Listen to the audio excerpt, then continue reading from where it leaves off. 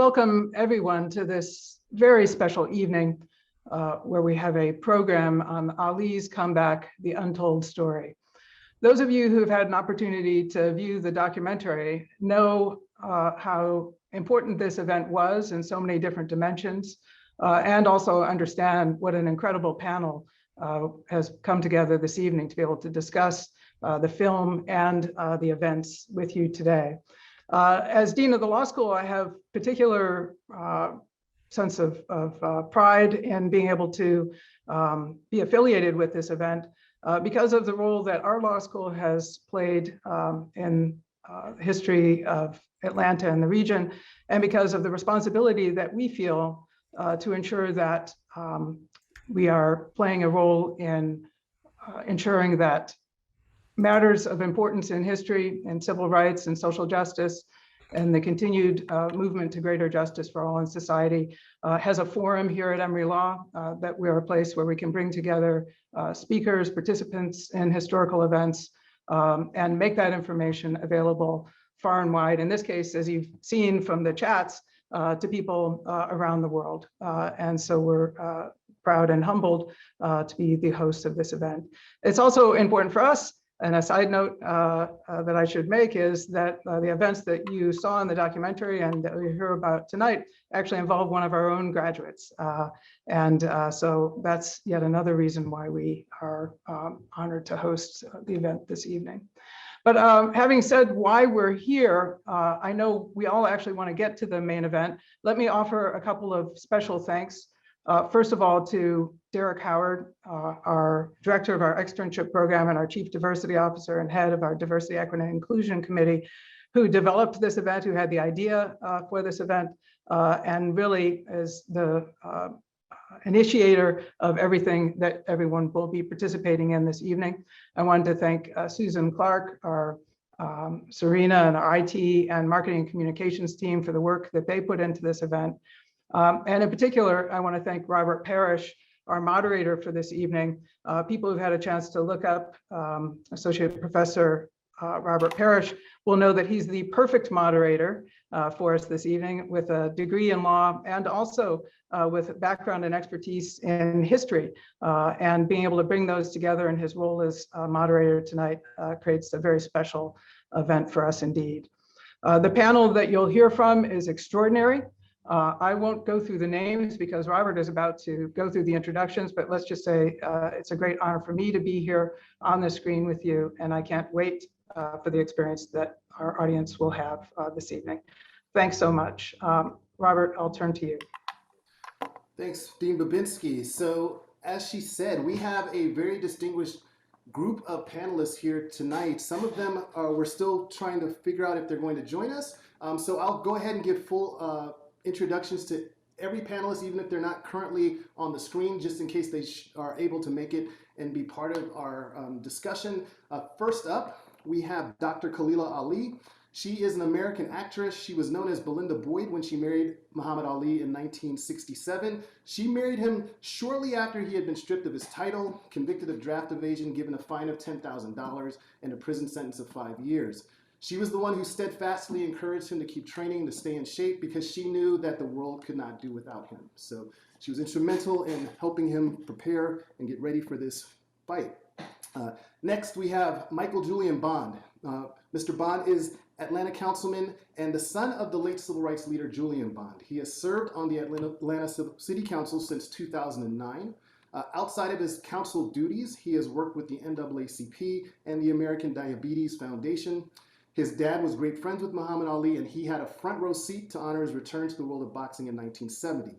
Julian Bond also holds the distinction of being one of the first, or the first, prominent public figure to also take a stance against the Vietnam War. Next, we have our esteemed alumnus, Mr. Robert Castle. Mr. Castle is originally from Brooklyn, New York. He went to work in New York City shortly after graduating from Emory University School of Law with an LLB in 1963. He was the very determined boxing promoter who put up the funds to pay for Muhammad Ali's return to the ring against Jerry Quarry on October 26, 1970. Next we have, and hopefully he will be joining us by phone shortly, Mayor Sam Massell. Mayor Massell was the 53rd and the first Jewish mayor of the city of Atlanta, serving from 1970 to 1974. He started college at UGA, then transferred to Emory before being drafted into the United States Air Force in 1946. He later returned to UGA, but we will forgive him for that. After leaving public service, he moved into tourism and was the founding president of the Buckhead Coalition. He met with Senator Leroy Johnson and Mr. Jesse Hill to discuss Muhammad Ali's return to the boxing ring in Atlanta. With considerable risk to himself personally and his political career, he agreed to allow the Ali-Corey fight to take place here in Atlanta. Next on our panel is Mr. Art Jones. Mr. Jones is a director, a writer, and a producer with his company Dream Factory here in Atlanta. He is our director of Ali's Comeback, The Untold Story, which was released in 2020. He has spearheaded the production of several documentary films besides Ali's Comeback, as well as several commercial and short films. Last but not least, we have the Honorable Andrew Young, who is a politician, a diplomat, an activist, and a pastor. He was an early leader in the civil rights movement, serving as executive director of the Southern Christian Leadership Conference, and was a close ally to Dr. Martin Luther King Jr. He served as the first Black United Nations ambassador to represent the United States. He later served as the 55th mayor to the city of Atlanta, and he served between the years of 1982 and 1990. Mr. Young and his wife sat in the fourth row seats during the 1970 Ali match. He had a great story in the film discussing how his wife got Jerry Corey's blood on her dress, so that might be a story we eventually get to hear a bit more about in our discussion. But those are our panelists. I would love if we could give, I guess since we're in this format, it won't be quite the same, but if we could give a virtual round of applause to all of our panelists for their agreeing to be here. We had one other panelist that was slated to appear as well.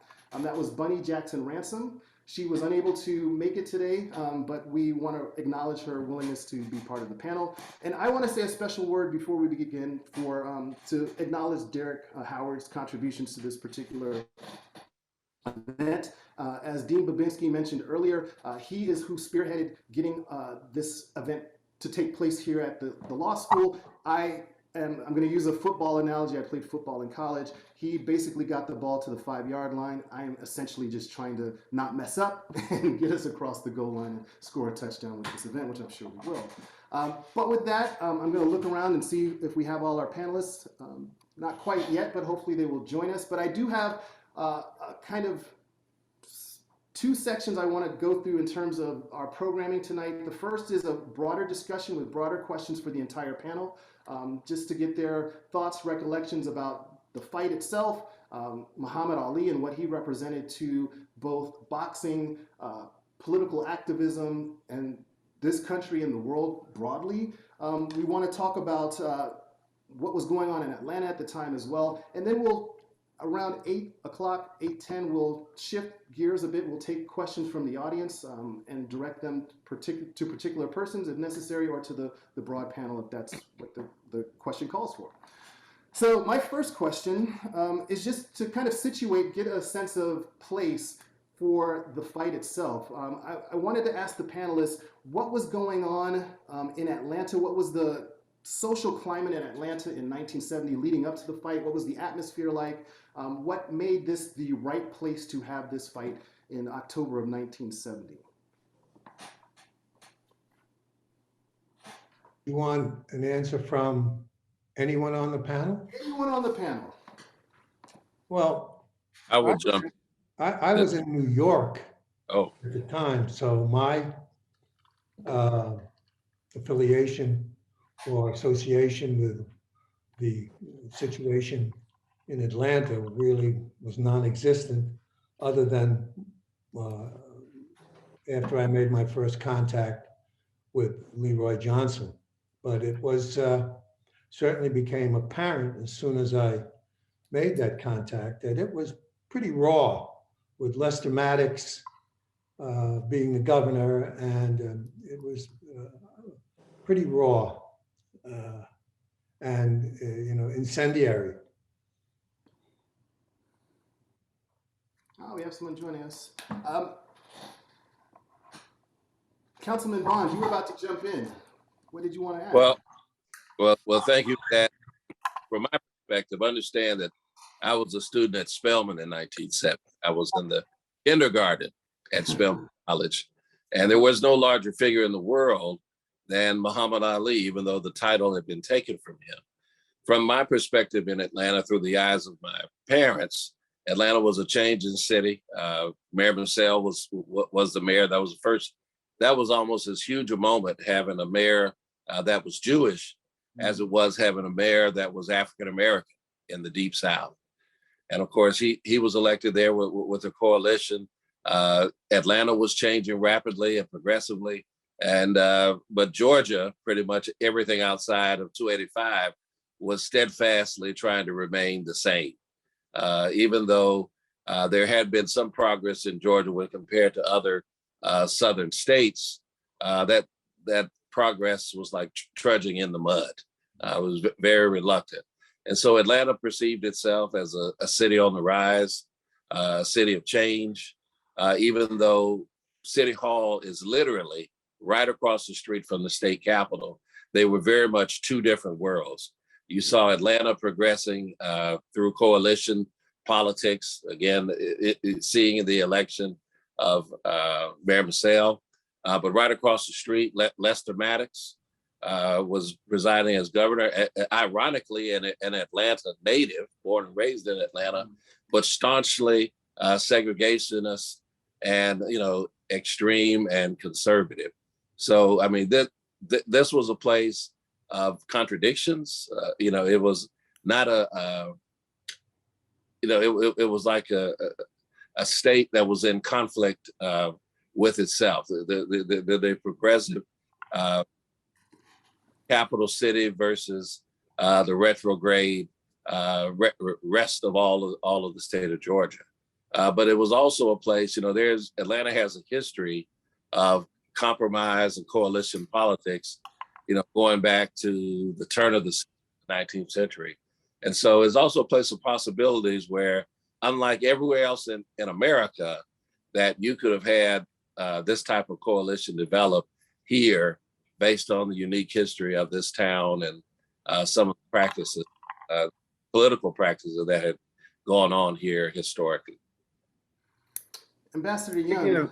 Speaking of 1970, and just looking at Robert Castle, who grew up in Brooklyn, I was in New York myself, and I grew up originally in the barrio on 110th Street and Park Avenue, which is today what they call Spanish Harlem. And then my parents moved over to West Harlem. And in 1970, I had just moved to Greenwich Village because I got accepted to the School of Visual Arts for undergraduate school. And in 1970, I just remember very clearly that Ali, though he was stripped of his title officially, everybody that I knew still thought of him as the people's champ, because his license had been taken from him because he had refused to go into the draft. He had been convicted of draft evasion. He had he was looking at a $10,000 fine, 5 years imprisonment, and he had no passport at this time because it had been revoked. But and still, most of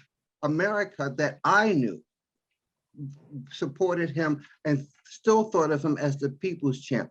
And I also realized that Ali was probably in 1970 the most polarizing individual, not boxer, but individual in America. People either loved him or they hated him.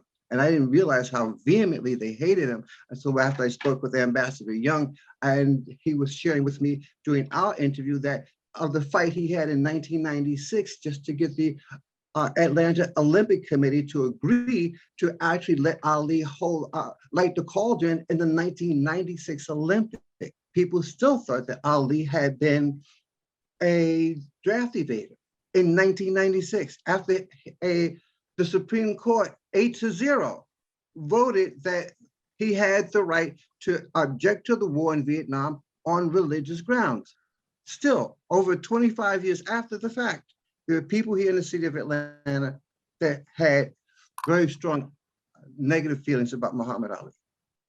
So just in terms of how I saw Ali in 1970, or what the climate was like where I came from, there was a strong feeling of we're behind Muhammad Ali. in the barrio, in Harlem, and down in Greenwich Village where I had moved. So we can see that he was a polarizing figure, and you said Ambassador Young spoke to that or related that to you. I would like to ask Ambassador Young, before his stance on Vietnam, why do you perceive that Muhammad Ali was such a polarizing figure in the country? Well, I wouldn't call Muhammad Ali a polarizing figure. I might have said that in the film, in the interview, but the truth of it is he was a lovable figure also. And for every hater, there was an admirer. And he had a wonderful sense of humor. And he never took himself too seriously. Now, I know more about this than I understood back then when we talked about it, but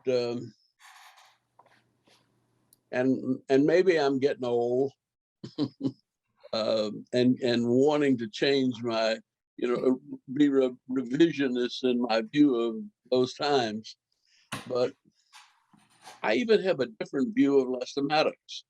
Okay. So that I see Lester Maddox as a young boy whose father was an alcoholic and who used to beat up his mother. And Lester Maddox quit school in about 8th grade and started working to develop this business. And his whole motivation was to get his mother out of the house with his father and get his mother a home.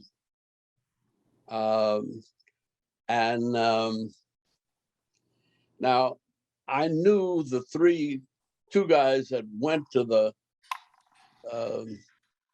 Pickrick fairly well.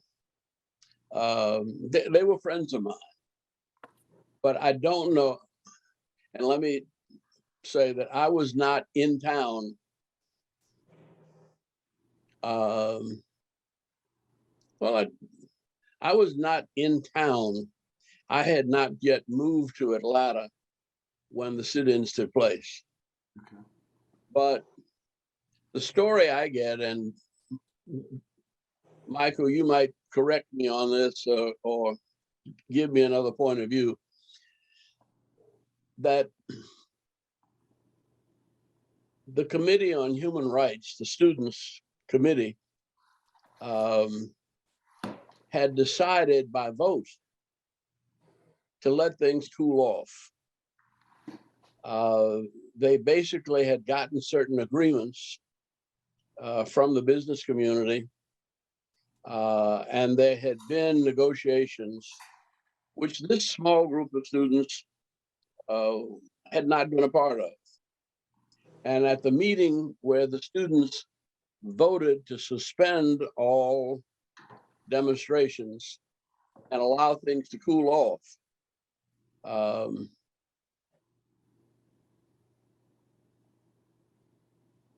couple of these guys who were really students from the Interdenominational Theological Center decided that they were going to push to keep going, and that the Students' Committee officially decided that their demonstrations for testing the desegregation agreement should start with people like Rich's department store, where they were pretty sure Mr. Rich had been a part of the negotiations. They were pretty sure he would live up to it. Hilton had been a part of the negotiations, and they were pretty sure there. And so their strategy was to start with the easy ones, and then go on. My friends who were in seminary decided that everybody had to obey the agreement. And they decided on their own to take on Lester Maddox. And they went to the Pickwick. And when Lester Maddox came out with his axe handle and his gun, my training in nonviolence would have said I had to sit there and take a whipping or talk myself out of it. The last thing you could do is get up and run. They got up and ran. And they ended up on the front page of every paper in the world, hauling with Lester with his axe handle and his gun. And they made him our governor. See, with what I think is a stupid pseudo-militant act. And I mean, I remember when, I think they both passed now, but one of them was out in Nevada, preaching with the AME church. And I ran into him out there and I said, "You are the one that made Lester Maddox our governor." But going back to Lester Maddox, his story was that he wasn't going to let anybody black or brown in his restaurant, because then his friends wouldn't come. Right. And now let me go back to the relationship between Muhammad Ali and Martin Luther King. Okay. They had the same lawyer, Chauncey Eskridge, who defended Martin Luther King in his tax case in 1957 or 58 in Montgomery. Chauncey was a lawyer from Chicago. Chauncey was also Muhammad Ali's attorney. And I think it was Muhammad Ali's wrestling with the conscience, with his conscience. And Chauncey, on the phone, keeping Martin and all of us involved in this, that helped push Martin toward opposing the war in Vietnam. Okay. And it was because he was supportive of Muhammad Ali and was really admired this young man. See, so there's a public story and then there's a behind the scenes story. Yeah. And speaking of the behind the scenes story, Ambassador Young, I just wanted to give Robert Castle an opportunity to talk about how he got involved with bringing Ali back to the ring in 1970. Good. I got involved kind of serendipitously. I was a friend of Bob Arum's, who had been Ali's promoter for most of his fights up until the situation when he wouldn't step forward for the draft, couldn't fight. And Ali was stuck with a company that had an overhead and no fighter. I had a public company that I was CEO of that was a sports conglomerate. Bob and I were friends, and he came to me and he said, "If you'll take over 2 or 3 of my employees that I think you need in your company, I'll bow out and I will give you the revenue of the fight that is to take place to determine who is to succeed as champion of Muhammad Ali between Jimmy Ellis and Joe Frazier." He said, "You can expect X amount of income, and then the company is yours. And these folks that you'll be hiring will be able to help you run your sports conglomerate." So I agreed to the deal. The fight between Ellis and Frazier happened in Madison Square Garden. I got the income from that fight. And I then became, I was the CEO of the company with 3 new employees that were very helpful. About a month later or 2 months later, Bob came to me and said, "I think I have a venue that will allow Ali to fight, despite the current legal circumstances." he said, I think it was in Detroit. Detroit had a boxing commissioner named Chuck Davies, an ex-fighter in the 50s. And Chuck Davies was willing to give Ali a license. He said, but we need a $600,000 letter of credit. And he said, we want the letter of credit from you. Well, we would like the letter of credit from you. I said, let me think about it for a couple of days. And after the guy said, okay, I'll put up the letter of credit. And they notified Chuck Davies. And within one day, Chuck Davies called and said, I just got a call from people at the federal government saying, under no circumstances should you allow Ali to fight in your state. You will jeopardize any subsidies to Detroit if you do that. So that was the end of that fight. Then it happened again in Florida. Same thing. Had somebody willing to do it. Wheeled me out, put up a $600,000 letter of credit. Federal government came in again. It happened, I think, in Massachusetts. It happened about 5 or 6 times. And I finally said to Bob Aram, I said, Bob, I'm not doing it anymore. I'm embarrassed. Every time it gets announced, the press says it's going to happen, and Robert Castle's putting up this money. And then I look like a big jerk when the whole thing blows up. I don't want to do it anymore. So Bob, let me just say one thing and inject this note here. At this time, there had already been a good 62 attempts before Bob Castle gets involved to get Ali into the ring. Over those 3.5 years, they all imploded. So continue, Bob. So I came into the office one morning. I had gone to Emory Law School and married a girl from Atlanta. My father-in-law and mother-in-law still lived in Atlanta. He was a small spice merchant, had a really very small company. But I called my father-in-law and I said, Harry, do you know anybody in Atlanta? I know it's a stupid question, especially for Atlanta, that might be able to help Ali get a license to fight in Atlanta, in Georgia. I know it sounds ridiculous. So he says, as a matter of fact, I think I do. I know Black Senator Leroy Johnson. I said, let me talk to him and see what we can do. Well, the next day I got a call from Senator Johnson saying, Robert, I think I can pull it off. I've checked the law.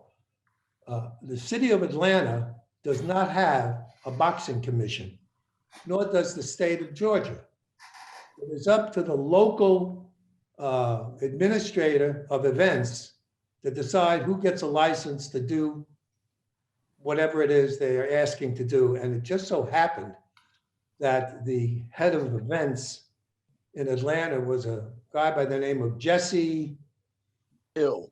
Jesse Hill? Yeah, Yeah. Jesse Hill, right. And Jesse spoke to Leroy. And the next thing I know, the two of them were on the phone and they're holding a license for a fight between Muhammad Ali and Joe Frazier. I said, well, I'm a little suspect. I don't really think it happens that easy. Of course, you've got to deal with the governor, Lester Maddox, and I don't know that that's going to work out so well. And Leroy said, leave that to me. I said, okay, call me when you think that's cleared up. He then called 2 days later and said, Lester's on board. The fight can happen. I said, well, can you send— One last interjection, Rob. Actually, it came out in the Atlanta Journal that evening, Right. the evening edition, and it said on with the fight. Because when we first met, when Senator Johnson first met with Lester Maddox, they had a very wholesome and very positive meeting, at the end of which it was in the evening newspaper that Lester Maddox supported the fight. Continue. It wasn't a positive meeting. It was a meeting where Senator Johnson said, if you do anything to interfere with the fight, you're going to have a huge march down Peachtree Street that you're not going to like. And Maddox did not want to confront that at the time. And there's a story about him giving a second chance because his son Maddox's son had been arrested for stealing hubcaps, and the court gave him a second chance. And Johnson said, you should give Ali a second chance. I heard that story, but I don't really think that was the reason. I think Leroy put the pressure on Maddox pretty strong. So in any event, Okay. I then called Ali's camp and spoke to his manager, and who was a Black Muslim, Herbert Muhammad. Herbert Muhammad. Was the son of Elijah Muhammad, the leader of the Black Muslims. And I said, Herbert, I have a license. I understand you're Ali's manager now. He said, you have a license? I said, yes. He said, okay, what's the paycheck? I said, I'm going to put up a letter of credit for $600,000. He said, okay, who are we fighting? I said, right now, it's supposed to be Joe Frazier. He said, great. So I said, we're going to hold a press conference in Atlanta at the Marriott Hotel, which was pretty new at the time. So I notified the press, and there must have been 200 press corps in the ballroom where we had a dais set up, and I was there, Leroy Johnson, lieutenant governor at the time, who became governor.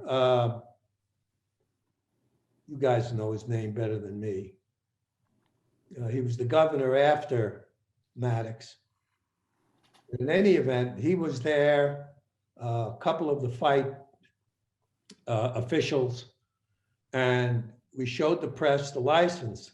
I had told Ali to fly down to Atlanta because he didn't believe that it would happen.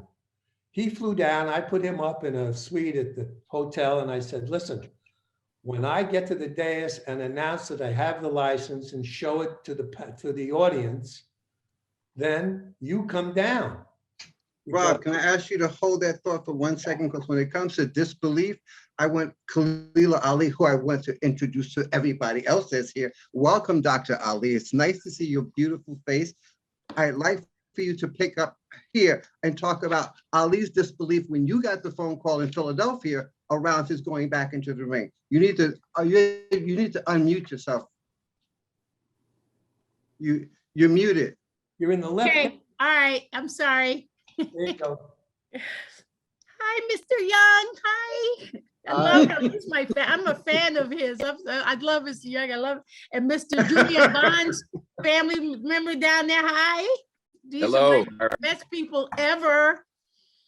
Okay, so yeah, what it was about, I had told Ali a long time ago, look, don't go to the army. Look, this is what you need to do. And you got to be loyal. You have to stick with it and don't turn your back. And he says, well, they're going to take everything from me. I says, I know, but that's the sacrifice you got to make. He says, how do you know this stuff? You just a little girl. I said, well, I know about people and they want that money just as much as you do. So, you know, all those gangsters, they want that money. They know he's bad, but they know they can get some money because they don't know what this guy can do after he's been away so long. I said, if these people, when they called on the phone and say he could fight, I said, look, you listen to him. It's your time. Trust it. Go down there. Do it. It's okay. This is the time you've been waiting for. He said, how did you know this is going to happen? Yeah, Mr. Kessel, thank you very much. Due diligence. I love you for what you did. I just had a vision that it would happen because I know people. I know white America, they gonna want that money. They want the gambling. They love this. And Ali was a perfect a tool to, and he did not believe it. And then I said, yes, this just heal is real, man. This is real. This is the time. Go ahead down there. This is it. This is So what you've been Kalila, waiting would for. you be kind enough as to tell us the story about how you first found out that he was going to go back in the ring and how he learned from you that he was going to go back in the ring? Yeah, when I told you, it was just a vision that I had and a hope and a dream that it would happen. I knew if people are who they say they are, they're going to want him to fight. And Ali needs to do this. But see, he didn't believe any of it. He says, how do you know this? You never been nowhere, little girl, and you so young. And I said, but I know people. We're Muslims. We know about how the white man works. Are you kidding me? Yeah, they gonna come and get you. We know what's gonna work. You know, you got the civil rights readers out here. You got Andrew Young fighting Martin Luther King. You got Julian Bond. You got all these people supporting you. And it's gonna happen. It's inevitable. You know, don't you believe in God?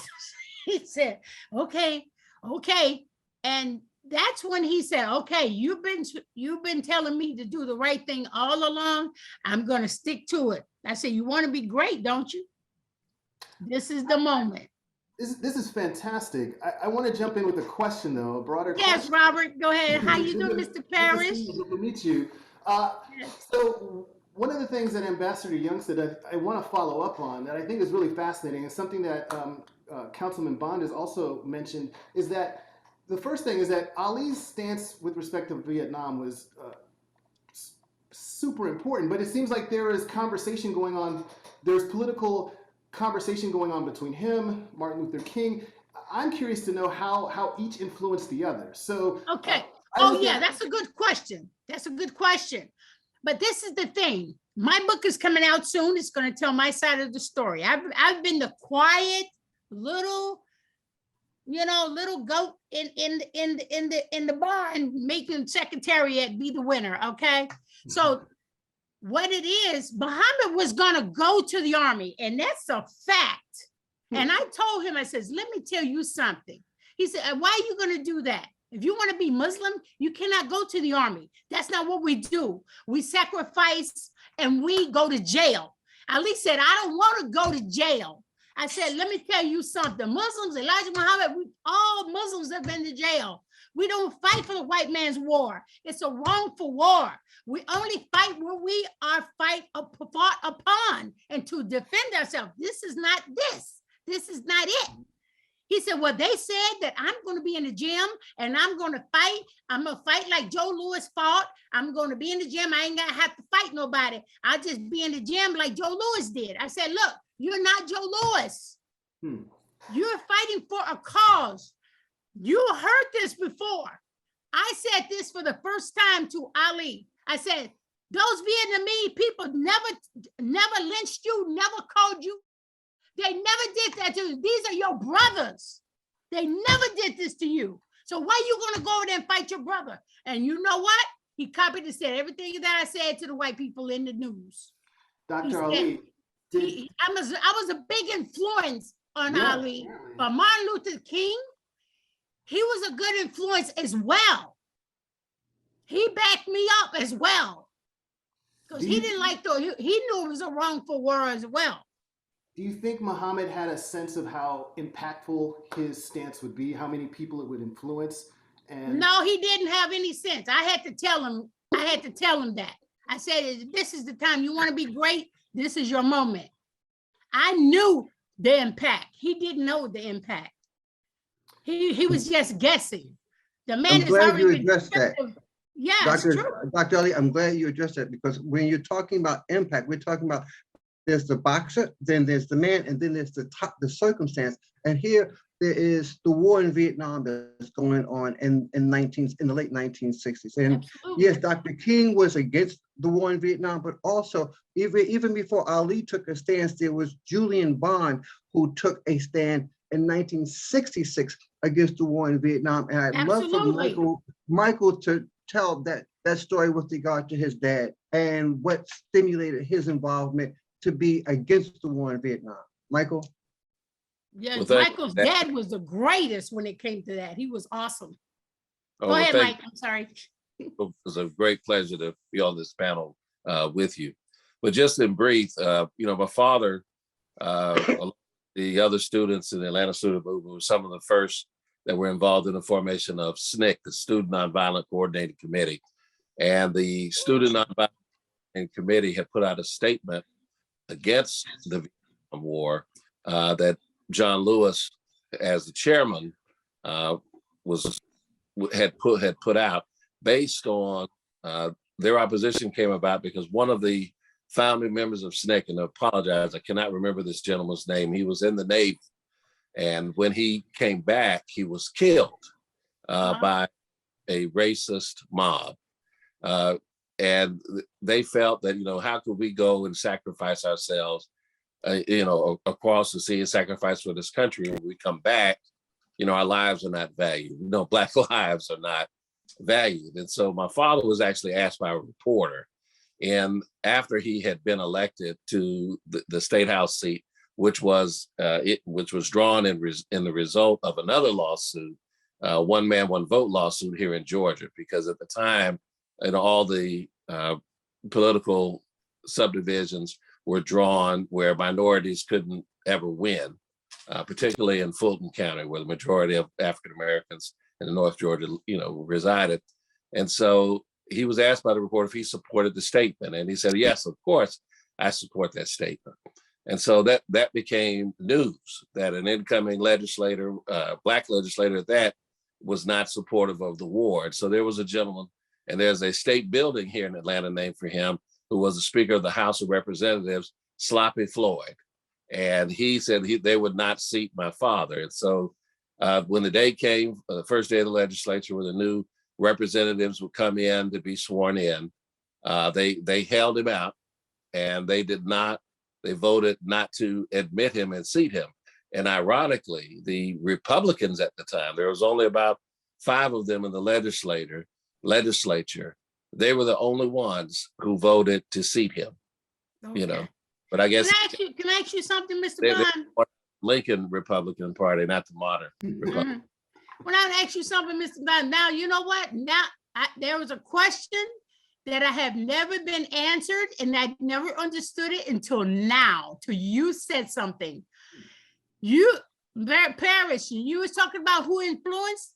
Now, when I used to tell Ali literally about the Muslim side, about not going to the war, Ali Jones, if you ever heard Ali make a speech, and I swear, I don't know where that came from. When you said the word SNCC, I had no idea what that was. So Ali would get up and he would start making the speeches about the Muslims not going to war and really getting into it. And then when he would get up and he would say 2 words, and I didn't understand what that meant. I didn't understand where he got it from. And he got it from Julian Bond, because he said, and you won't have to go to Black people sort of rule the world. You got people fighting against this war, act, SNCC, and this and that. And I go, who is act and SNCC? I didn't know what to do now. So you just explained to me what act and Ali kept saying act and SNCC.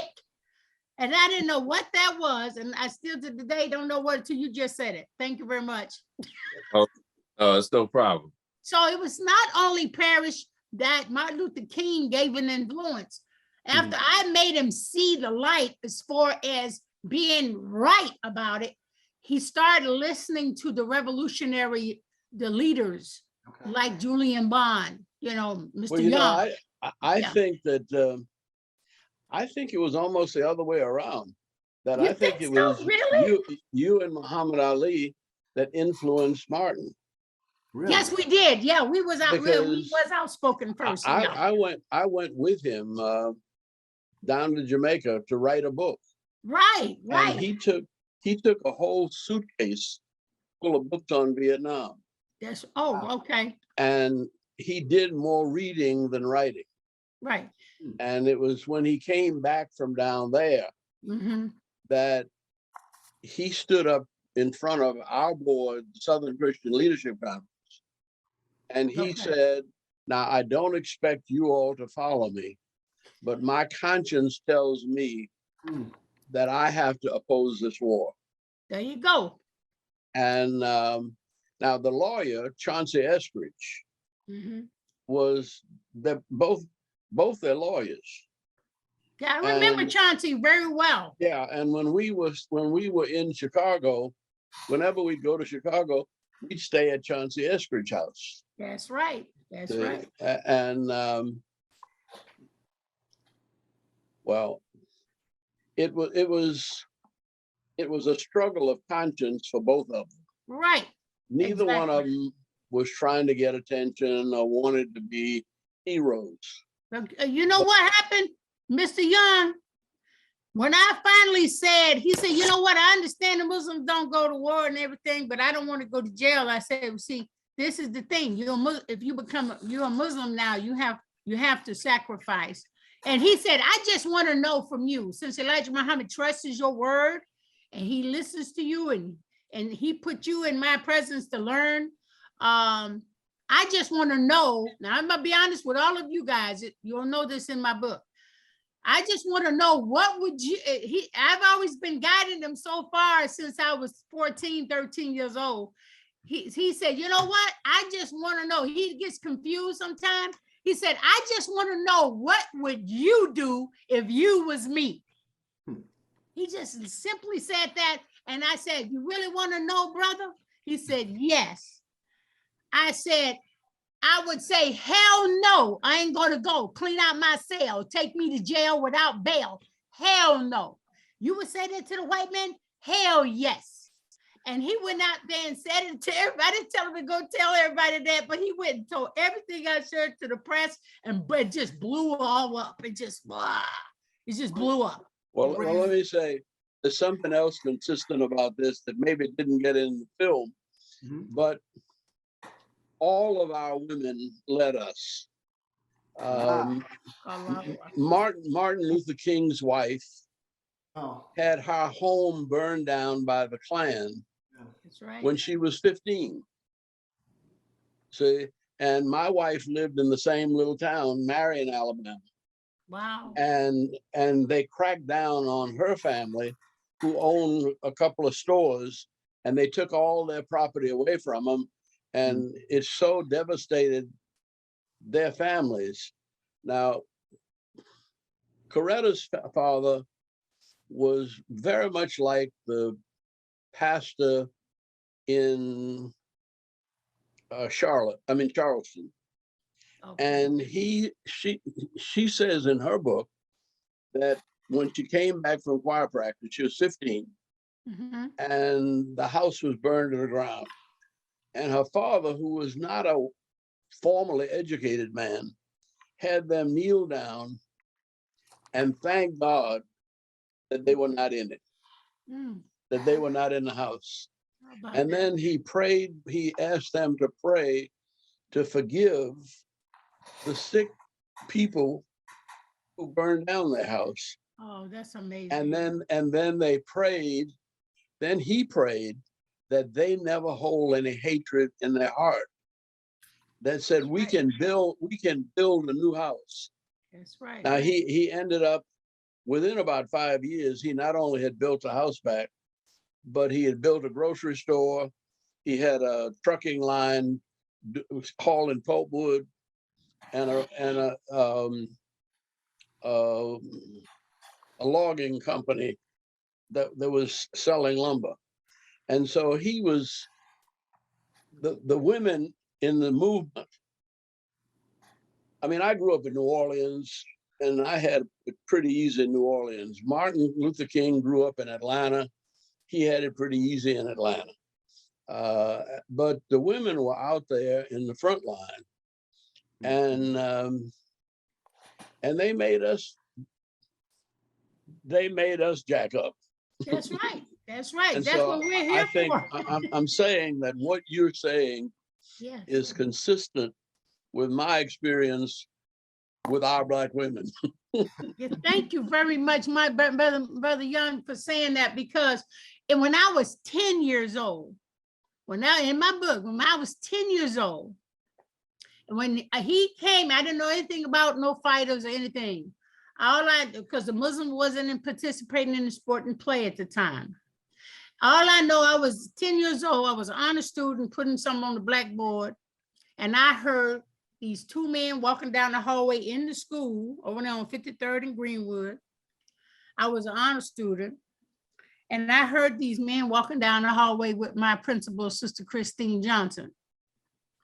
And when I heard that, I used to always love Hercules on TV and Superman and all that. I like the gladiators and stuff like that. I used to like Hercules and the little skirts and his wrapped up sandals, but I thought it was Hercules and then walking down that hallway. I just said, these are gladiators walking down here. Who are they? And then nobody knew. He said, I don't know who they are. And then when they woke up, and when the guy got up at the podium, it was Ali and his brother. When they got on the podium, I'm gonna be honest with you, the only thing that came to my mind that I could really remember at that time, when I was 10 years old, is that this guy named Cassius Clay got up there and said, I'm gonna be the heavyweight champion before I'm 21, so get your autographs now, because I'm gonna be famous. So he was 18 at the time. I said, how the hell he know what he gonna do, what he gonna be at 21? He's not even a Muslim. So I always thought the Muslim men are always smarter. So I autographed each and every one of the people in the school. And when he came to me, he said, here, little girl. I was the last one to get the autograph. He said, here, this is my autograph. I'm going to be famous. And he gave it to me. I said, wait a minute. I looked at it and I said, your name is Cassius Marcellus Clay. He said, yeah. I said, but Cassius Marcellus, that's a Roman name. You know what Romans did to people? And then you got clay. That's like dirt you mold, brother. And you think you proud of this? He said, I thought I was. I tore up the name little by little. And as I was tearing up the name, I said, brother, until you get a name of honor, until you get a name of respect, matter of fact, until you get a Muslim name, you ain't gonna be nothing. You can take that back with you. I don't want it. And I put it in his hand and he like, oh, she told my name, man. Oh, she told my name. Oh my God, who is she? He said, oh, that's Belinda. She's Elijah Muhammad's Princess of Islam. She's teaching you something. He said, how old is she? He said, 10. He said, 10? She's 10? And she told my name. See, he was a very young, good looking. You know how you young people, you know how you was, Andrew Young. You know how fine you guys were back in those days. You know, when a woman reject y'all, y'all just snap. You know what I'm talking about. The Andrew Young was the finest man I've ever seen in my entire life. Matter of fact, Adam Clayton Powell, when I saw him, I almost had a seizure. I said, Ali, this man is fine. He's a black man. He's a bad man. I did Dr. Ali. I said, my husband got to be better than all of these. Also, Michael, he was fine. I have to tell you, Andrew Young, Julian Bond, Castle, they were all fine black men back in those days, baby. Let me expand this a little bit more because I do know that there were a number of very significant African Americans who were involved in this effort to get Ali back into the ring. But also, I want to say something about the climate of the time in terms of the relationships that African Americans had with Jewish Americans at that time, because I'm thinking to I don't know if any of you read the book by Sidney Poitier, What Measure of Man? And in it, he talks about how he first learned how to actually read.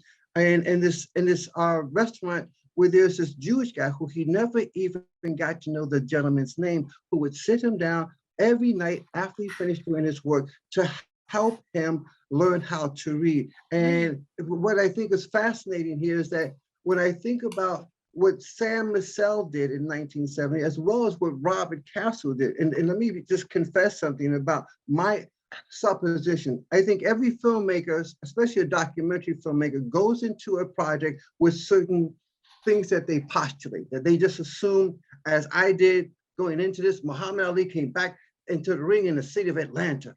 My whole vision about Atlanta, this is the birthplace of the civil rights movement. So they had, and even the king is going, they have to be Abernathy, they have to be Julian Bond, they have to be Ambassador Young, and a whole bunch of other people who pool their resources together to make it possible for the great Muhammad Ali to return to the domain in which he had no equal. Well, as I started doing research, I kept seeing the name Robert Castle come up over and over and over. And after a while, I started asking myself, who is this Robert Castle guy? And lo and behold, I come to find out that this is the man who made it possible from the financial standpoint to make the fight happened. And as Robert was beginning to tell a little bit more of this, I'd like for you to continue to tell a little bit more of the story that leads up to the night of the fight. Robert. I want to hear myself, Robert, please. I left you off with Muhammad coming down from his room to the dais at the press conference. He came down and everybody was whooping and hollering and jumping up and flashing their cameras. And I took out the agreement. I had entered into a contract with Chauncey Eskridge, who was a very fine lawyer, very nice man. He had prepared the contract for Ali, and Ali signed the contract. And on the dais, I said, I'm going to call Joe Frazier's manager, Yank Durham, and tell Yank that we have the fight done and that we have a license. So in front of the press, I got on the phone. I got Yank Durham on the phone and I said, Yank, Robert Castle from our company, our sports company. I've got a license for Ali to fight Joe here in Atlanta. Yang said, that's not possible. I don't believe it. I said, I'm holding the license in my hand. There's nothing that you have to believe or not believe. Ali is here. He'll tell you the same thing. Ali got on the phone and said, I'm looking at the license. It's here. And Yang said, nope, we're not taking the fight. Lo and behold, I didn't know that the reason was that Joe Frazier was out of shape. He was on the road with his singing team, singing band, Smoking Joes. He was going around doing one-night concerts and was totally out of shape and could not have fought Ali, even after the 3-year layoff. So we had to caucus and make a decision. What do? We need, what kind of a fighter do we get? Who do we get? And the consensus was, Ali was, there were a lot of haters, quite frankly, in the white community with Ali. They thought he was a big mouth braggart with his poetry and all of his predictions. And so we decided, let's go find a great white hope. I knew it. I knew it. To really stir up, publicity. I knew it. I knew you had something to do with that. So I went and found Jerry Quarry, who was out in Oregon somewhere chopping trees down. I got his father on the phone who called Jerry, and Jerry came home. And at first, Ali called him at home and he said, no, I won't do the fight. I don't want to do the fight. But I think it was Quarry's wife who convinced him. Wife Tina, yes. Yeah. It was Kathleen Quarry. Said, Kathleen, I'm sorry. You got to give him the Kathleen. chance. And so he said, okay, I'll fight you. And at that point, all hell broke loose. There were more side events and people trying to sabotage the fight and threats to my family and kidnapping of my children. And Really? the Black Muslims offered to have a bodyguard sent to protect me, since obviously I was the one with the money. They wanted to protect me. Yeah. And I said, no, please, that just draws more attention. And there were more attacks from Bob Arum with the managers, with her. Herbert stuck by me the whole time. But it was an unbelievable road to the fight. I spent a lot of time with Muhammad. I was at the training camp, which was at Senator Leroy Johnson's country home.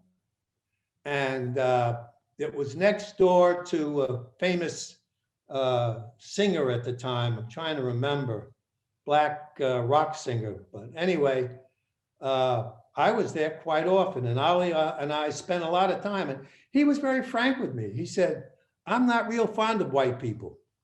He said, the Black Muslims believe that these ships are going to come out of the sky and they are going to punish the white people for what they're doing. And they're going to make sure that the Black community is taken care of. He said, I appreciate what you're doing. I like you. Thank you very much. And it just went from one thing to another. I had people bring injunctions to stop the fight from judges that signed injunctions saying the fight can't take place. I didn't have any choice. I wasn't going to answer them. I tore them up and threw them away. I said, the worst they can do is hold me in contempt and lock me up. And people would show up in my office and say, I need $50,000 for Ali's camp. And I said, you got to be kidding me. Nope. So I would call Ali's camp. I got the champ on the phone. I said, Champ, I got a guy named so-and-so. It's here in my office in New York saying he needs $50,000. Champ said, give him the money. I said, okay. I gave him the money.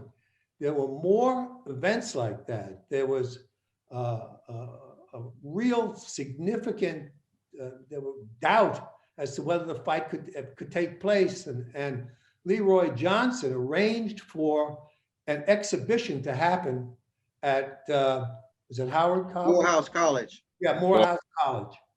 And he did that because he felt it would be well protected against any whites coming to attack the event.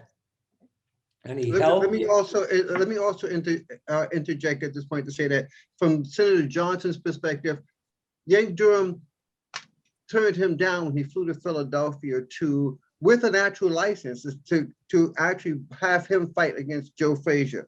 He wanted to prove to Yank Durham that Ali did have a legitimate license to fight after 3.5 years. And to prove it, he's going to set up an exhibition at Morehouse College in Atlanta, where he fought 3 rounds with 3 different contenders, and he quickly defeated all 3. And he proved to Yank Durham that Ali could in fact fight. But there have been so many attempts to put Ali with Frazier together in the ring over those 3 years that had imploded. That Yank Durham he felt that he was going to get Joe Frazier down to Atlanta, and at the 11th hour, another plug would be pulled from the fight. So he just said, no, we're not doing it. The side of that story, Art, was Frazier would have taken that fight in a second. The amount of money that was talked about at the time, $3 million, which was, I had put together a consortium of people for $3 million. Ali would have taken that fight in a heartbeat. Certainly, Herbert wanted to take the fight because most of the money was going to the Black Muslims. And Frazier was just out of shape. He was somewhere in Cincinnati with a performance that night with Smoking Joe's. He couldn't. No matter what they thought about showing Yank the license, it just was no way that was happening. So I recognized that right away and knew that the only other really good publicity way of pushing the fight was to get a great white hope. And that was Jerry Quarry. I knew it. That was Jerry Quarry. And moving from Jerry Quarry to the night of the fight, speaking of the day of the fight, speaking of some of the challenges that you encountered, tell us the story about the actual boxing ring on the night of the fight. It was so badly prepared that they hadn't even arranged for a ring in the municipal auditorium. And we had to rush out to a gym and have them bring in a ring. And as a matter of fact, when the fight started, Ali didn't have a little bench stool in his corner. He had to stand. They had to hurry up quickly and get a stool and put it in his corner for him to sit down. But it was just an unbelievable constant threat and series of events that, had I not been 30 years old, so young and naive, I'd have bowed out a long time before that. I wasn't a fight promoter. I was a securities lawyer from Wall Street. I didn't know anything.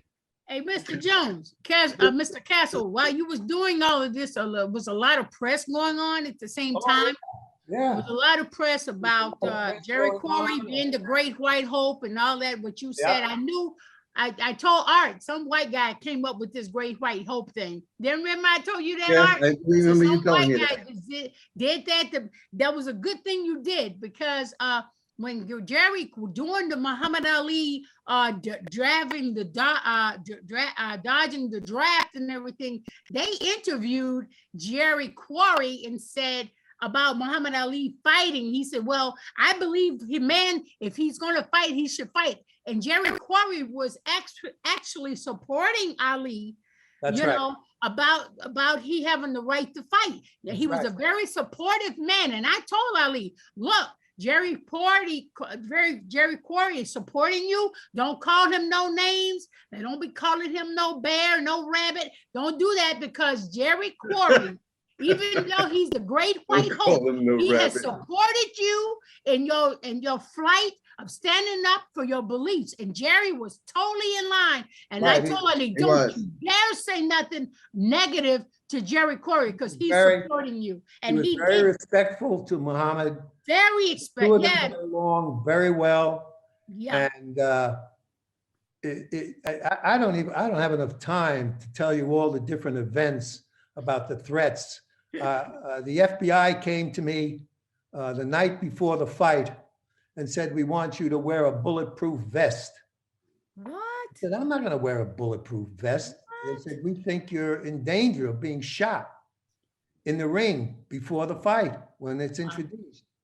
I said, I just had this custom-made tuxedo. Where But you know what, Castle, they threatened me too.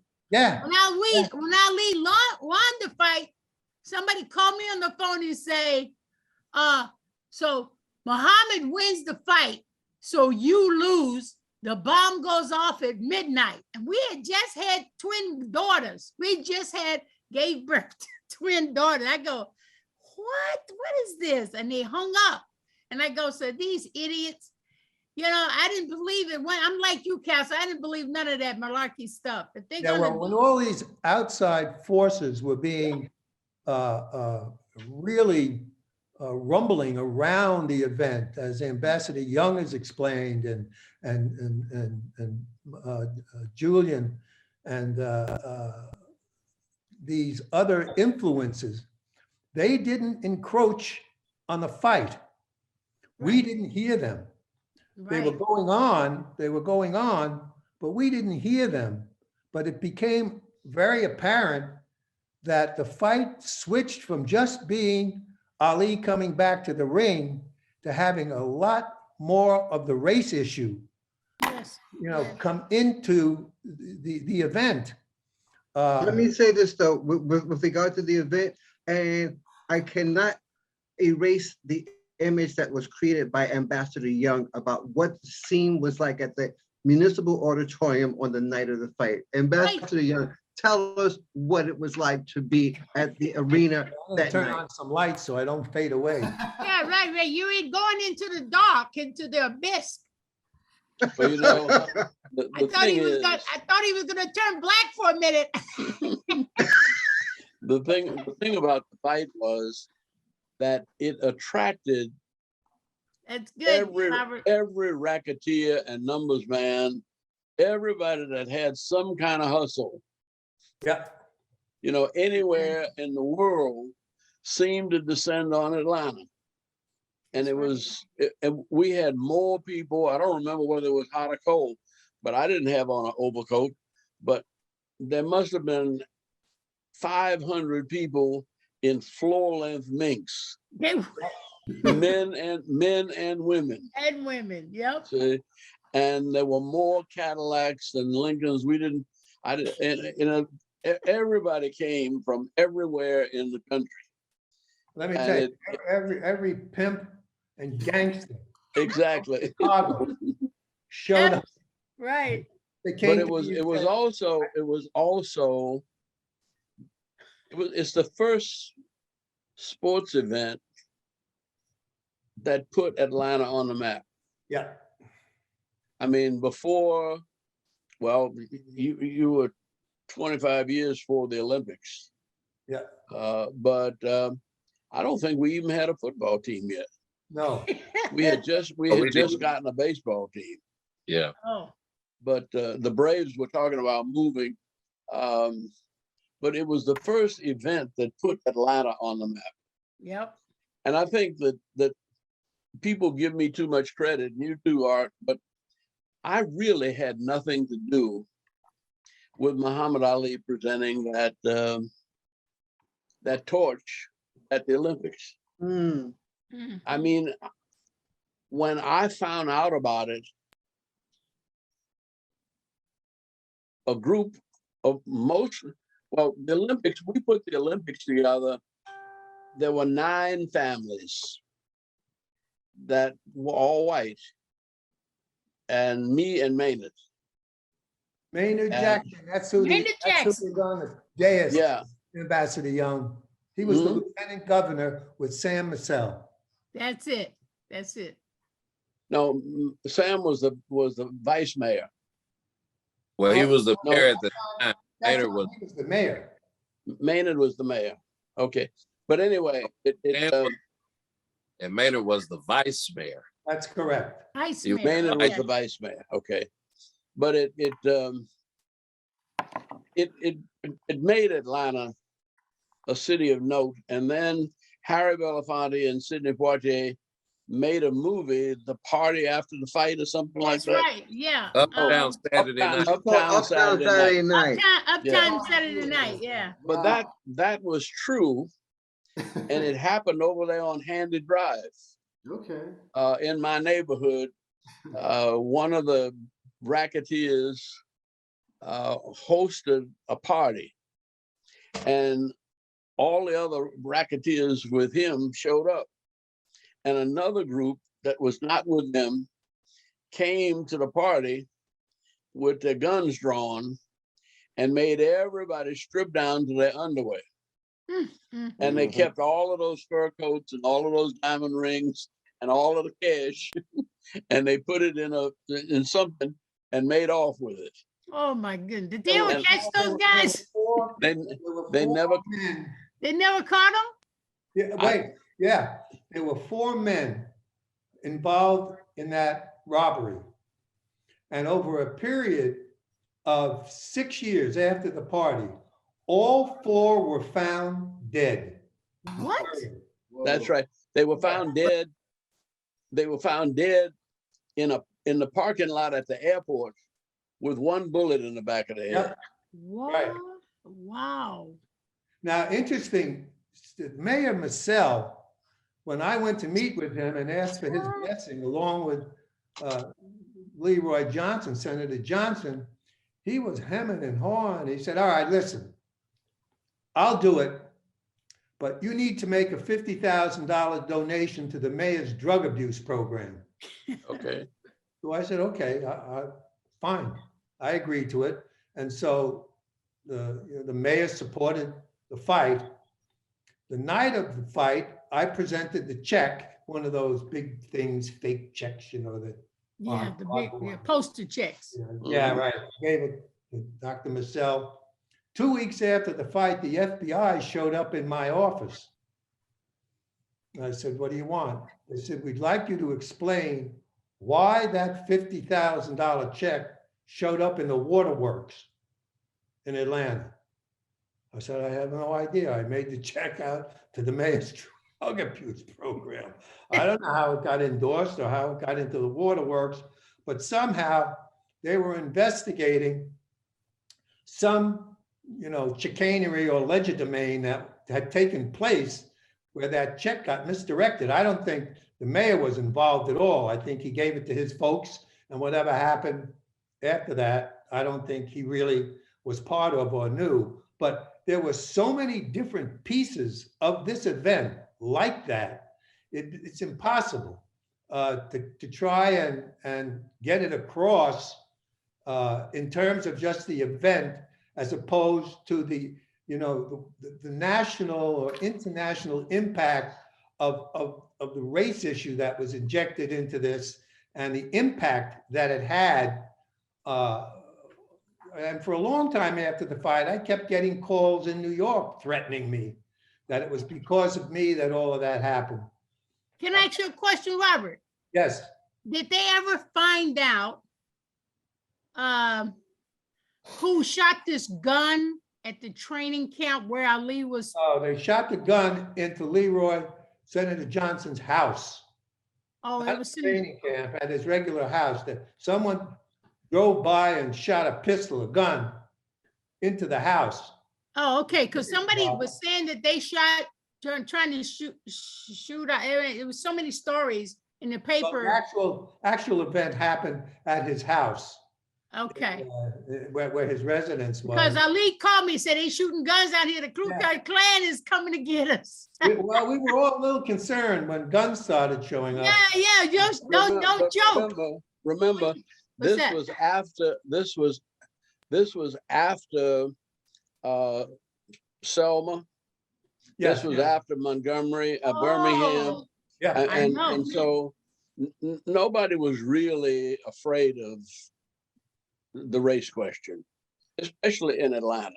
yeah, because it was already I think by that time we had already, around that time, we'd already begun to integrate the police force.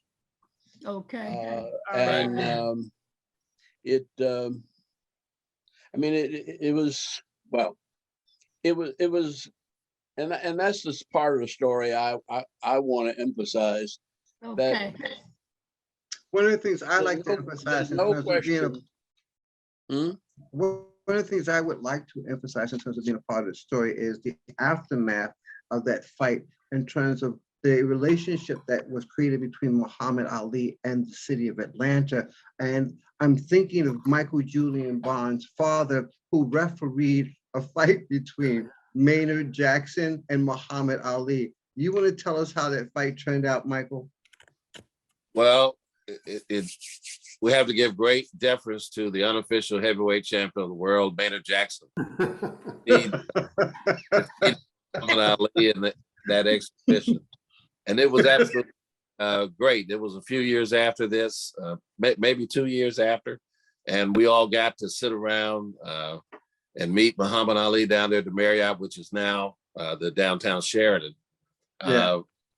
I got to have a conversation with Ali myself, and he turned to me, after our great exuberance and my brothers, get to meet him, and he put his fist on both sides of my head. And he said, "Do you know I could crush your head like an egg?" So, for someone who was young and this man, wasn't one of my heroes, was the hero. I was absolutely terrified. But they did have an exhibition fight with great fanfare. My dad got to referee it, and Maynard came in as the Big M in the ring, and of course Ali was intimidated until the fight actually began. And I believe that Maynard barely grazed him, and then Ali collapsed and was knocked out. Nice.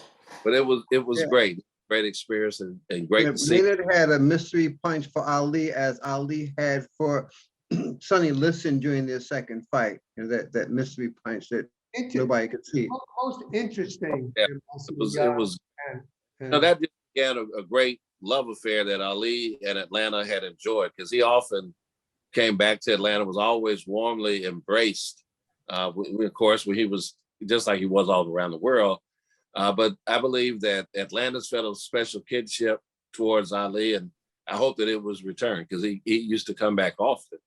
I felt bad for a long time, because the reality was Muhammad was one of the warmest, kindest, most polite, sweetest person you will ever meet when you were having a private conversation or a meeting with him.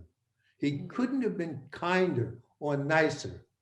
The public persona was all public relations, and people had that picture of him. It couldn't have been 180 degrees the other way. Kalila, I'll tell you. Yep, you're right. You're right. He was the sweet. He loved children to the point where almost a fault he would stop in the street just to talk to little children. and play little games with them. He was. Because and he the was a crazy big kid by himself. He was a big kid himself. Yeah. So if nothing else came of it, what the world really needed to know was this was a big, wonderful, unbelievably kind person who had an appointment with destiny. That's what happened. It couldn't have happened any other way. Mhm. And Yeah, he had a lot of help though. He had a lot of help. yeah, he had a lot of help. You're He right. had a lot of help. He had a lot of help, but he did. I He hate to, worked his way through it. He managed all of the difficult issues that were thrown in his way. He did have a lot of help from Chauncey and other people that were helping him. He had a lot of close friends that supported him when he was down. Kalila, of course, was a major influence, but the world needed to know, and for me to say it tonight's important. This was one wonderful human being. Amen. On Absolutely. that note, I have He also, he one also last thing I gave, want to he ask also you. gave, he also gave his friends, his Afro-American friends who supported him, like you said, Robert, he gave them jobs. I mean, at the camp, they gave him all kinds of jobs for them. Yep. And he supported them so they could take care of their families. And that was very important. It was me that came up with trying to build a camp. That was my idea. That's one of my designs. It never got out, but it wasn't about it being notarized by me.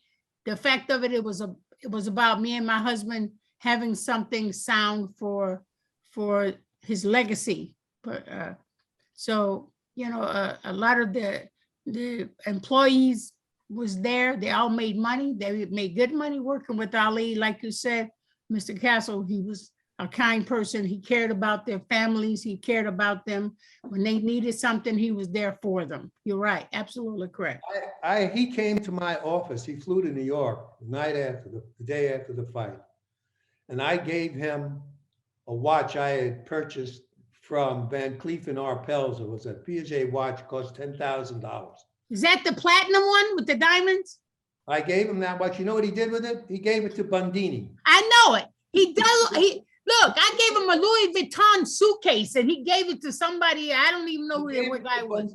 He don't care about possessions. He don't care about stuff like that. No, but that's the way he was.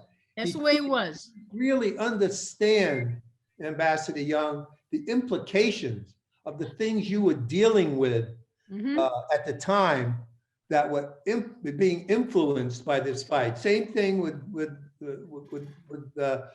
Ambassador Bond, and it was a whole other sphere of activity that was going on that was impacting what was happening. Well, let me say that.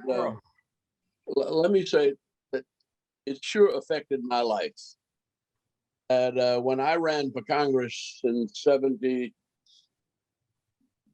1970, Yeah.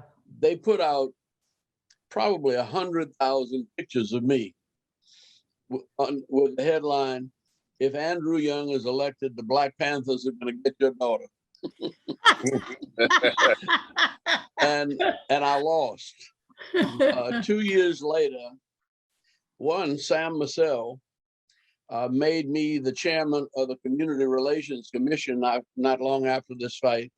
And I ended up getting to know people in town and people getting to know me. And in 73, I was elected to the Congress. In 72, I was elected to the Congress.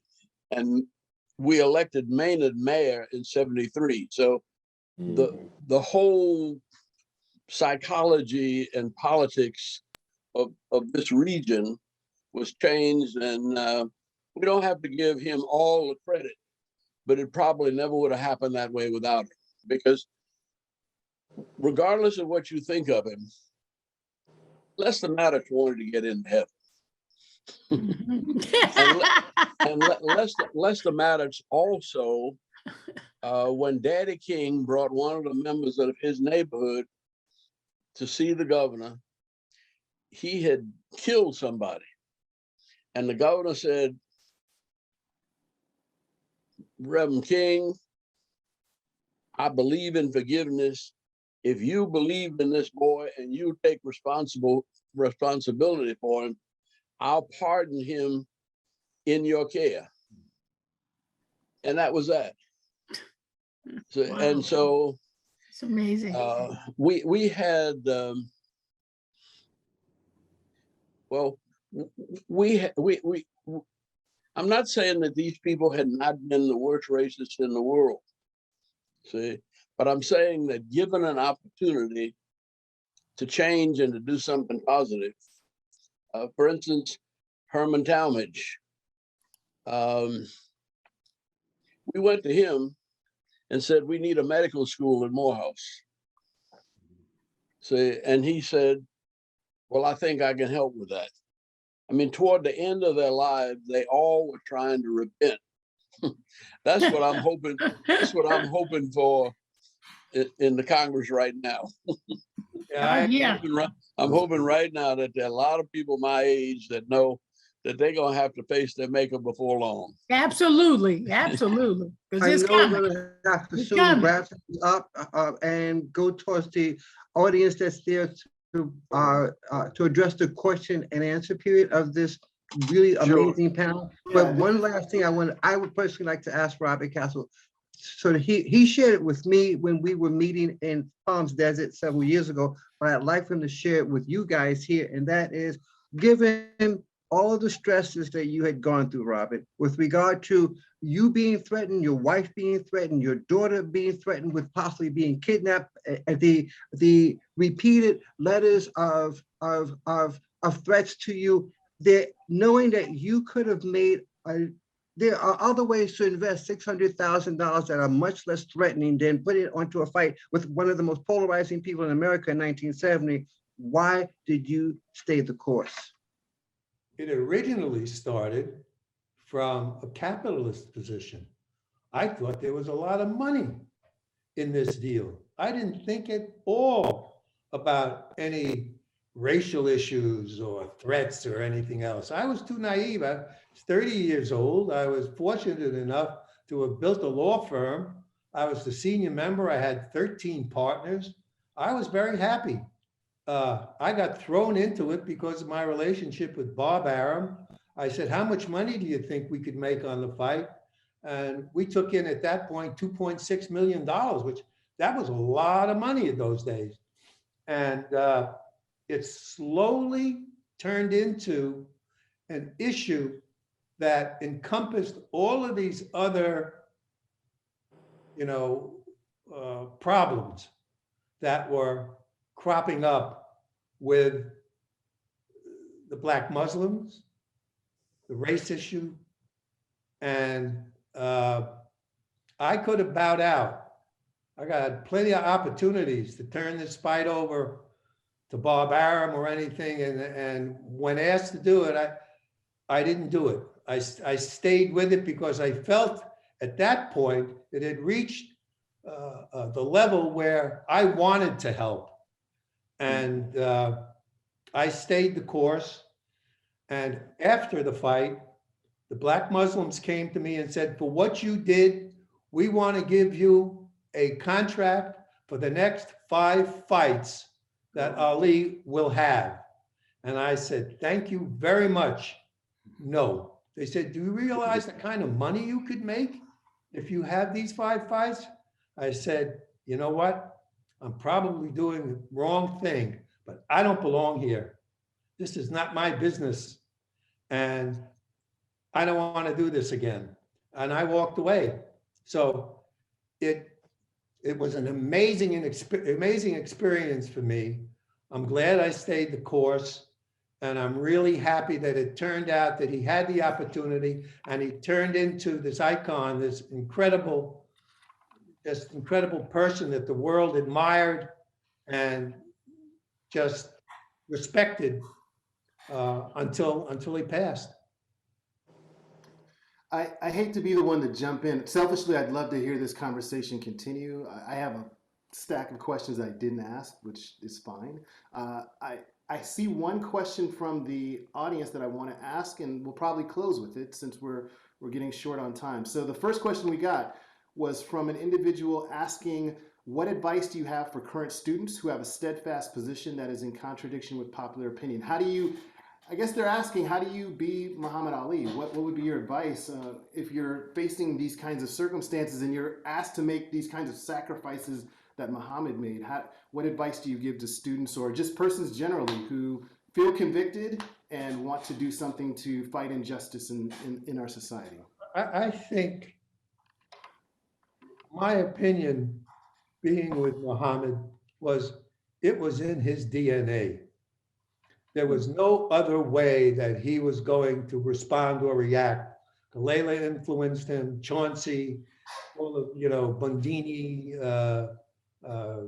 his managers. But that was just going to happen. It was in his DNA. And somehow, as each event came up, as each problem came up, he just worked his way through it. He listened to people. He took whatever steps he thought were the right steps. And so I can't really think of how you could advise somebody to replicate that kind of behavior or that kind of influence. Mr. Parrish, I'd like to answer that question. Being a person that influenced Ali in a lot of ways that a lot of people don't know, when you go to college and you're there to learn and to challenge and see what you can do after you leave the college, this is the most important thing. One, focus on what you need in life. What do you want in life? What can you change to make things better in life? What works for you? Two, you have to maintain strength and tolerance. You have to be, when you have a problem, you have to be quiet and you be still and listen. Most importantly, you have to be kind. You have to be compassionate about yourself and others. And then set a goal for yourself. All that thing you're talking about, making posters about your, post what you want to do and what you want to be, that's a good thing. That's a good thing. Focus on the things that you want to change that makes it easier for you. Because if it makes it easy for you, it's going to make it easier for others. But most importantly, whatever goes down, stand up for what you believe in. That's what I told Ali to do. I already knew what I wanted to believe in when I was a young girl. So the most important thing, Ali was just trying to figure it out. But he had a lot of support, and deal with people who was positive with you to help you grow. And don't waste your time on people trying to hold you back. And just kindly alleviate them. Let them go away. You don't want to be involved in it, and be careful of the character of people you choose to be around, because you're judged by the company you keep. And if something is not right, you get away from it, because it's so many things in the world that try to bring you down and hold you back. And sometimes your best of friends will do that to you because they're the closest to you. Your family and your friends are the closest things to you. So always stay focused and keep up prayer. Always put prayer first, because only your God will bless you with what you need, and he will open all the other doors that you don't think will happen. So prayer is very important. Being focused on everything that you do. And don't stop doing what you do, and get that education, because that education will back you up. It's very important. You have to be a good listener too. I was the only I'm a PhD in theology. I had to go to school. I went back to school when got through with Ali, I went back to college. And I was the only Muslim woman graduated from a Christian university. I got my PhD in theology, and I love it. I love it.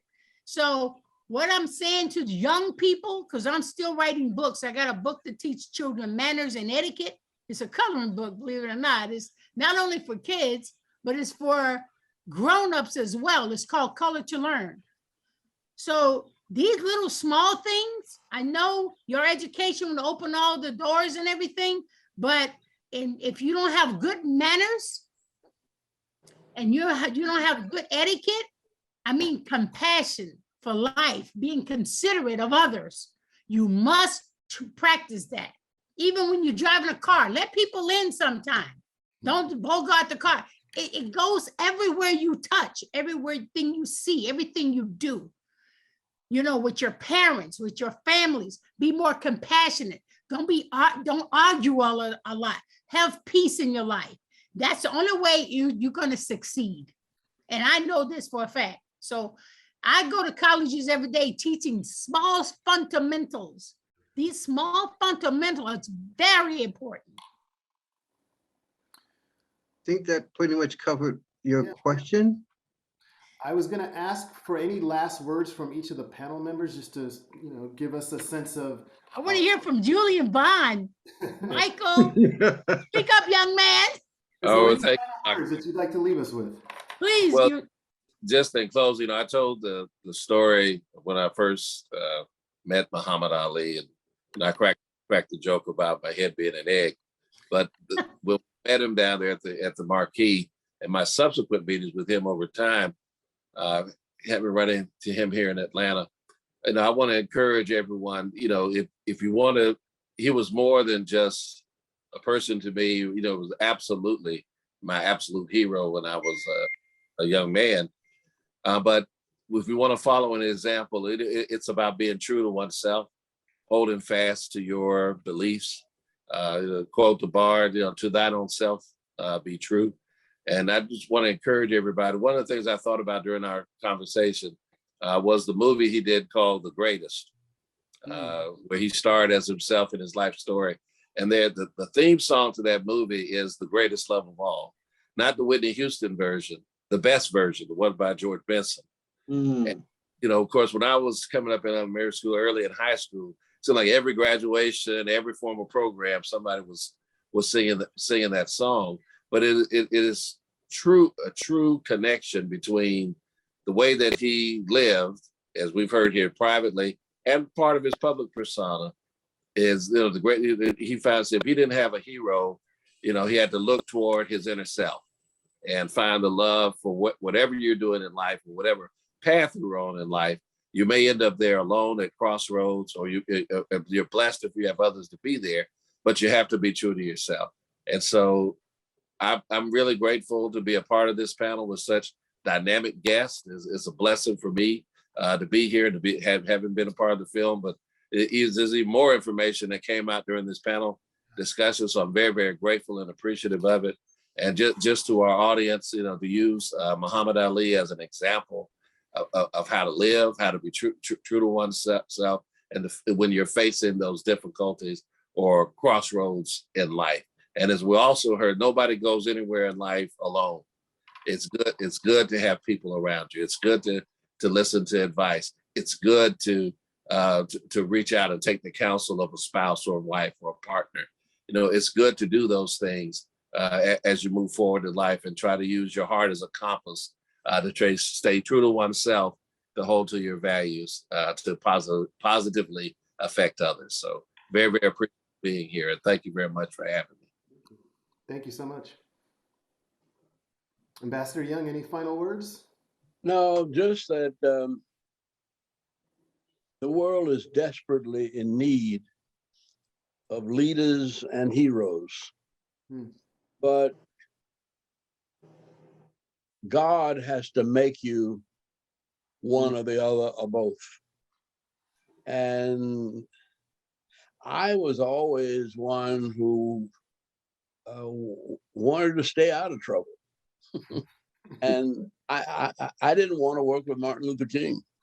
But when there was nobody else to do what he wanted me to do and he couldn't find anybody else, I said, well, what the hell?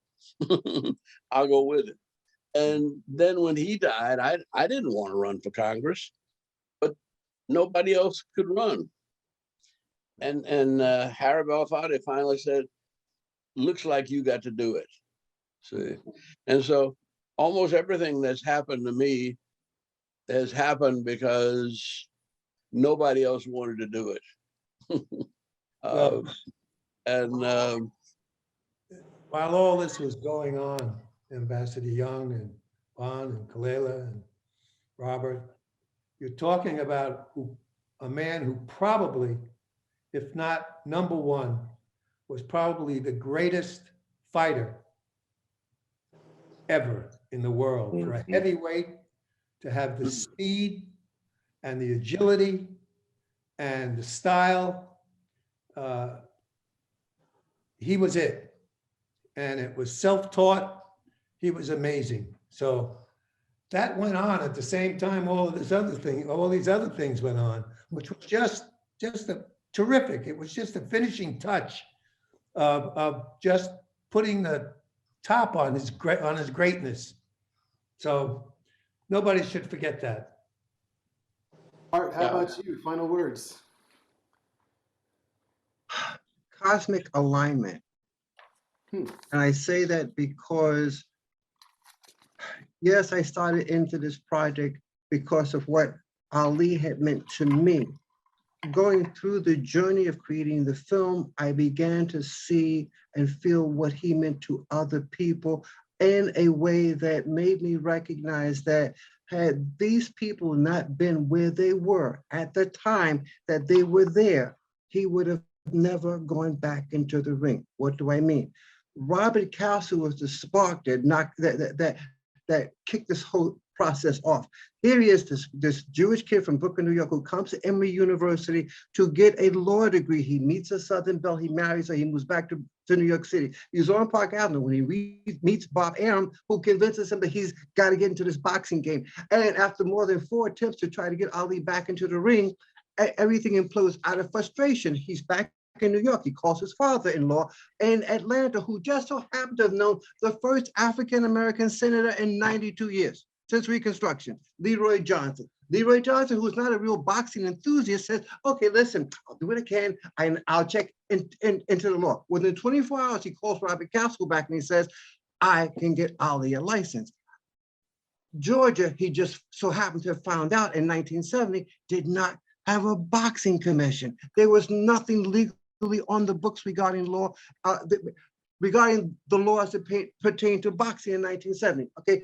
So you've got Leroy Johnson, who now can get a license. Robert Castle was ready to put up a $600,000 letter of credit to make this fight happen, but that is only the beginning. Because once Leroy Johnson flies up to Philadelphia to meet with Yank Durham is like, nah, we're not doing this with Joe Frazier, because the only person that's on that license is Muhammad Ali and Joe Frazier. It's been 3.5 years. But that said, he comes back and he has this exhibition about in Morehouse College and says, see, Ali can fight. And Yank Jim still says, nah, we're not going with it. And then they are high and dry with a license that they can't execute because the opponent will not come down to fight. And they look around, and out of 10 contenders in 1970, 9 of them, mind you, refused to fight Ali because they were afraid of the political repercussions. The only person that's available is Jerry Quarry. Jerry Quarry does not initially want to fight, not because he's against Ali and his stance against the war in Vietnam. He has respect for him. He admires Ali. The last person he wants to fight is his hero. So what happens here? His wife, Kathleen Quarry, who prevails upon him to let him know that if this guy is your hero, understand what you do to put food on our table, to put a roof over our head, to pay the bills, is what he was able to do until 3.5 years ago. If you say you have this much respect for him, you have to fight with him. You have to give him an opportunity to earn a living once again. Okay, so Ali has literally 6 weeks between the time he's told that he's going to go back into the ring and the time he goes back into the ring. Here steps in Kalila Ali, because had she not kicked his butt out of bed for 3.5 years and made him run those 5 miles every day, Right. saying to him, the world That's cannot right. do without you, Ali would have never prevailed against Jerry Quarry. Jerry Quarry That's was right. the white Mike Tyson of his time. He was knocking you Absolutely. out in the first round. So though people tried to play it down, he was a serious contender. Okay, and Ali, who hadn't had a professional bout in 3.5 years, has 6 weeks to go back into the ring, and he goes in and he prevails against Jerry Quarry. Thank Kalila Ali for that. But Jones, you must remember, you know what Ali would say about this whole situation with Robert Castle? You know what he would say right now? What? He would say, I got the connection, but he got the complexion. That's what he would say. That's a good one. That's what Ali would say with Robert Castle right now. Well, So let me just wrap up by saying, And he would tell Robert Castle about his wife that he married down there in the South. He would say, he ain't as dumb as he look either. so let me just wrap this up. And I'm glad that Robert and Kalila are here because you guys serve as bookends to this entire event that took place. And had one person not been where they were and did what they did at the time, Ali would not have gone back into. I never would have fought. I am not Never one of would those have, big never religious would have. people. You're right, Robert. Okay? Right. But it was nothing less than a cosmic alignment of soul. There was a individual. divine appointment. That's Amen. what. Correct. Divine Amen. Talk appointment. about as alignment. But it was definitely, it reinforced my feeling that there is a greater force beyond us that's out there. But Mr. R. Jones, can I say one thing to you, sir? Please, I just want to thank you. Sure. I am so, it's not too much gets me excited. But to put Mr. Ambassador Young on this thing, I haven't talked to this man in so many years, and he still looks good and fine as he can be. And Mr. Julian Bond, I know you was a baby. You was a little baby, yeah, long time, but your daddy was fine too. You know what I'm saying? I want to thank you for continuing your legacy. And Mr. Julian, Mr. Young, I'm never excited about what you do because you just go over the top. People should follow this young man. These young politicians should think about what they're doing and follow his way. Because right now, we need politicians like this man. He's not a politician, he's a leader. He's a leader of the world. And Mr. Robert Parrish, Castle. I want to come down to that university. I want to speak at that university. I got something to tell them. Please, let's set it up. Let's set it up. You got to give me Robert Parrish's number. Robert Castle, Yes. thank you for what you did. Thank you for God for putting you in the right place at the right time and being strong and dedicated to do something that was the right thing to do. And I appreciate you. It was I appreciate you. Experience for me, and I'm very proud that I was able to do it and that it turned out the way it did. Yes, And sir. that the rest of history turned out the way it did. So That's right. And I'm part of it too, Good bro. thing. I'm thankful to God I was in the position I was in, because if I wasn't in that position, none of this would have happened. You remember what what's that, the angel in It's a Wonderful Life? Remember Clarence? And he told Mr. Potter's son, not Mr. Potter's son, the other guy, Jimmy Stewart, what would life be without you? There you go. Thank you, Mr. Castle. God bless you. thank everybody. God bless you, Mr. Castle. Thank you. And I'm thankful for Robert Aaron working with my grandson now, Nico. I'm so proud of him. I really am. Well, You got a fighting grandson? I have a fighting grandson. Yes, he just went professional at 21. He had 3 fights already. The first fight, his very first professional fight, is under Robert Arum in Top Rank Boxing. And my son-in-law is his trainer and one of the trainers in his ring corner. He won in 1 minute and 47 seconds. Wow. Well, let me say that he's got good genes, he's got brains and beauty, Yes, and if sir. he's got the spirit of you and the champ, we got another one. We got another one and All another right. one. DJ Collins and another one. We got another one. Thank you, Mr. Okay, Young. God I'd bless like to you. see you real soon too, Mr. Young. All righty. Well, I want to thank all the panelists deeply from the bottom of my heart and from Emory University School of Law. What I am taking from this conversation is you have humanized Muhammad Ali in a way that none of us could have expected. So we all know Muhammad Ali as this figure who is larger than life, who is untouchable. You have made him touchable and reachable for us tonight. And I think that's been one of the more special things that come out of this evening. You know what I'd like to do for you, Robert? Can I do one thing for you? Okay, That sure. Mr. Robert Castle and Mr. Young, I don't know if y'all knew this, at 13, when I heard Sonny Liston say, I'm gonna knock out that black Muslim, and he wasn't even a Muslim at the time, it just upset me so bad because, you know, I'm fighting for Islam all the time, and I hate it. You can talk about my mama, you can talk about my dad, but don't talk about Elijah Muhammad. And see, I was like that. So Cassius Clay came to the mosque and I said, come here, brother. And he said, what, me? Me? He said, you're going to tell my name again? I said, no, I'm not. I'm going to write a poem for you. You might write one-liners, but I'm going to write a poem for you. I want you to tell the son to listen because I don't like him. I do not like him. I was 13 when I said this poem. You want to hear it?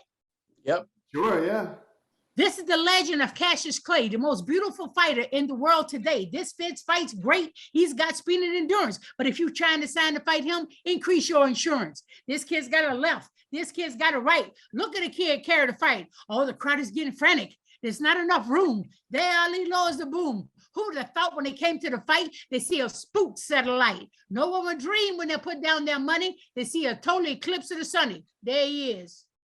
I was 13 when I wrote that. Thank you, Julian. Thank you. I 13. Ali couldn't remember it. At the last part of the Ali movie, he couldn't remember the poem. He tried to piece it together, but he couldn't remember it. But it's okay because I knew they used to call spooks back in the journalistic days of the 60s. They used to call Black people spooks. So I was actually literally calling Sonny Liston a spook. Well, with that said, There you go. I think we're going to call it a night. So thank Call you. it a night. Mwah. Good night, and God bless you. God bless you all. I'm going to Africa tomorrow morning. I'm going to Africa. Yay. Safe travels. Very Thank you good. so much. Travel God bless well. you. See you, Castle. Thank you. Robert. All right. Have a good night. Bye-bye.